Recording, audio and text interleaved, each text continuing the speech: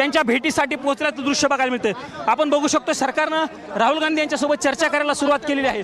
कशा पद्धतीनं जितेंद्र सिंग हे चर्चा करतात हे बघणं आता महत्त्वाचं असणार आहे, कारण सरकारचा पहिला प्रतिनिधी हा राहुल गांधी यांच्यासोबत चर्चा करण्यासाठी आलेला आहे। मागच्या साधारणतः पाऊण तासापासून राहुल गांधी असतील किंवा इतर जे काँग्रेसचे खासदार आहेत काही कार्यकर्ते ते या ठिकाणी 7 लोककल्याण मार्ग जे पंतप्रधानांचं निवासस्थान आहे त्याच्या बाहेर ठिय्या मांडून बसलेले आहेत। या सगळ्याची प्रमुख मागणी हीच आहे की पंतप्रधान नरेंद्र मोदी यांनी राजीनामा दिला पाहिजे, केंद्रीय गृहमंत्री अमित शहा यांनीही राजीनामा दिला पाहिजे, सोबतच शिक्षण मंत्री धर्मेंद्र प्रधान यांनी राजीनामा दिला पाहिजे। ही प्रमुख मागणी खरं तर राहुल गांधी आणि इतरांची आहे, कारण ज्या पद्धतीने अभिजित दिपक्यान त्यांच्याकडनं काल काढलेल्या मोर्चावरती सरकारकडनं अमानुष लाठीमार केला गेला अशा पद्धतीचा आरोप राहुल गांधी यांनी त्यांच्या सहकाऱ्यांना केलेला होता।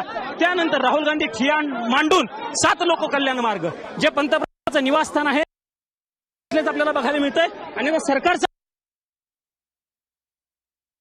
आहेत पंतप्रधानांचे विश्वासू म्हणून ज्या मंत्र्यांकडे बघितलं जातं ते जितेंद्र सिंग आता राहुल कशा पद्धतीने होत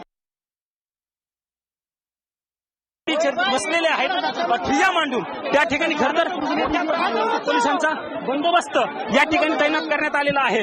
खूप मोठा बंदोबस्त या ठिकाणी तैनात आहे। फक्त दिल्ली पोलीस नाही, रॅपिड ऍक्शन फोर्स असेल, त्यानंतर इतरही म्हणजे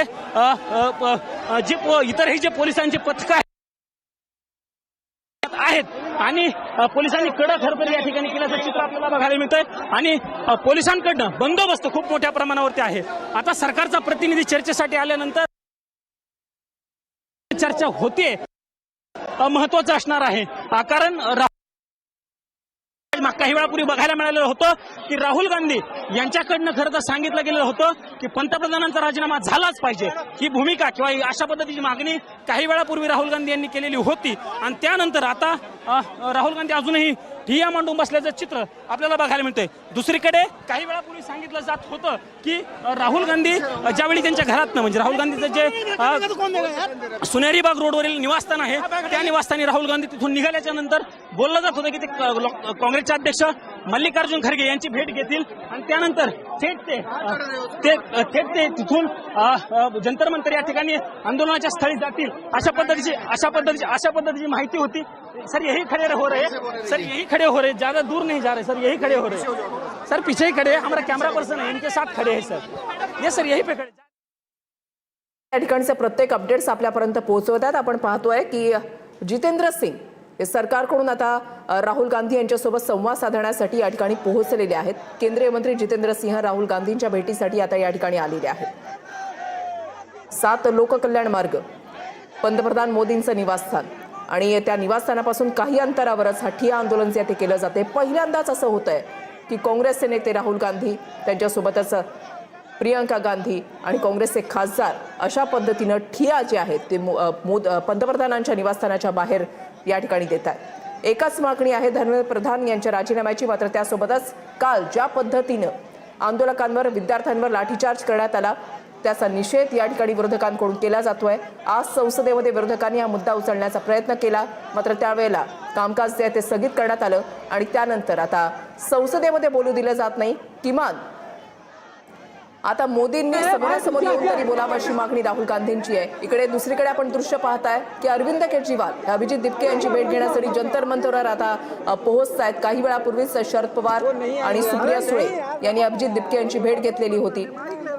विद्यार्थ्यांच्या मागण्या पूर्ण केल्या जाव्यात, नाहीतर आम्ही शांत बसणार नाही अशी भूमिका शरद पवारांनी घेतलेली आहे। शरद पवारांनी देखील या आंदोलनाला पाठिंबा दिलेला आहे आणि आता अरविंद केजरीवाल आपचे नेते हे आता अभिजित दिपके यांच्या भेटीसाठी जंतर मंतरवर पोहोचलेले आहेत। राजकीय वातावरण दिल्लीमधलं हे तापलेलं आहे। काल ज्या पद्धतीनं विद्यार्थ्यांवर आंदोलकांवर लाठीचार्ज झाला त्याचा निषेध केला जातोय। शेकडो विद्यार्थी जे आहेत ते जखमी झालेले आहेत, रुग्णालयामध्ये त्यांना दाखल करण्यात आलेला आहे आणि याचा निषेध हा प्रत्येक पातळीवर केला जातोय।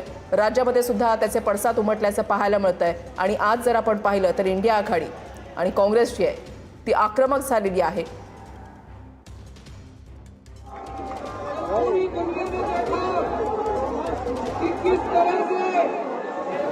मोदी को आप लोगों के सामने झुकना पड़ा। सब लोगों को मिला, लोगों को पूरी तरह से कंट्रोल करना है। टीयर गैस के द्वारा छुपाना है। भाई तू कंधे पे हाथ रख लगे, हिल मत ना यार, हिल मत ना तू, लेकिन ऐसा बोलता है यार। सुनो, आवाज नहीं आ रही होगी क्योंकि हमारे स्पीकर कल तोड़े गए और जो बंदा भी साउंड सिस्टम लेकर आएगा उसको भी पुलिस ने डिटेन कर रखा है। इसलिए बड़े स्पीकर काम नहीं कर रहे, थोड़ा सा बड़े स्पीकर काम नहीं कर रहे, थोड़ा सा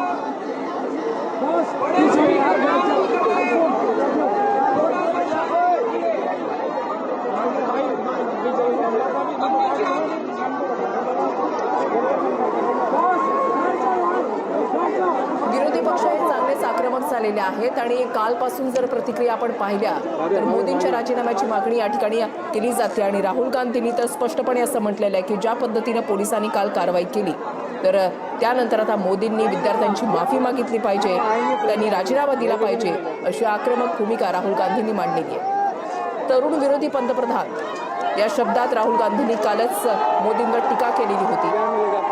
केजरीवाल जंतर मंतरवर आलेले आहेत, अभिजित दिपकेंच्या भेटीसाठी या ठिकाणी पोहोचलेले आहेत. अभिजित दिपके यांच्यासोबत ते संवाद साधतात. चर्चेसाठी आलेले होते, त्यांनाही इथून पाठीमागे जा अशा पद्धतीच्या घोषणा खरं तर हे काँग्रेसचे सगळे नेते देताना बघायला मिळत आहे.